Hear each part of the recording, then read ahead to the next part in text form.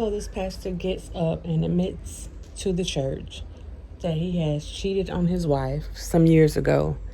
And the young lady that he cheated on his wife with, assuming that this is the one that he was talking about,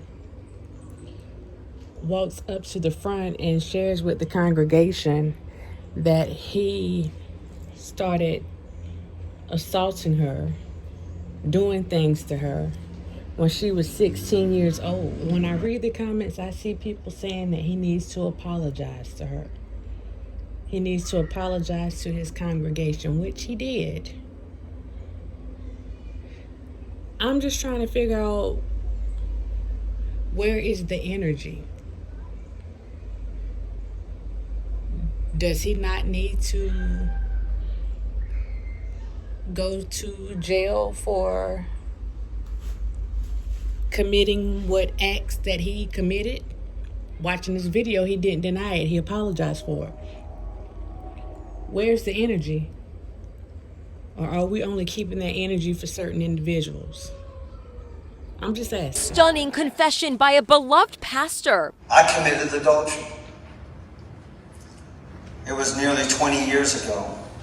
It continued far too long. 65-year-old Reverend John Lowe, who has been married to his wife Debbie for 45 years, poured out his heart to his congregation in Warsaw, Indiana during Sunday services, but it didn't quite go as he hoped. I sinned. I need to say that, and you deserve to hear it. Churchgoers rewarded him with a standing ovation, but things soon took a darker turn. A woman named Bobby Gephardt joined him on the altar and said she was the woman involved, and the preacher was not telling the whole story. I was just 16 when you took my virginity on your office floor. Do you remember that? I know you do. You did things to my teenage body that had never and should have never been done. She said she had been traumatized for 20 years by her experience at his hands. Then the woman's husband, Nate, joined in and held up some jewelry. This was Bobby's covenant of purity ring, which she wore while this man had sex with her, and she felt ashamed all these years. As she stormed out of the church, members of the congregation embraced her and shouted angrily at their pastor. If you did it, you need to admit it. 100%. The pastor had to face the congregants and beg for their forgiveness once again.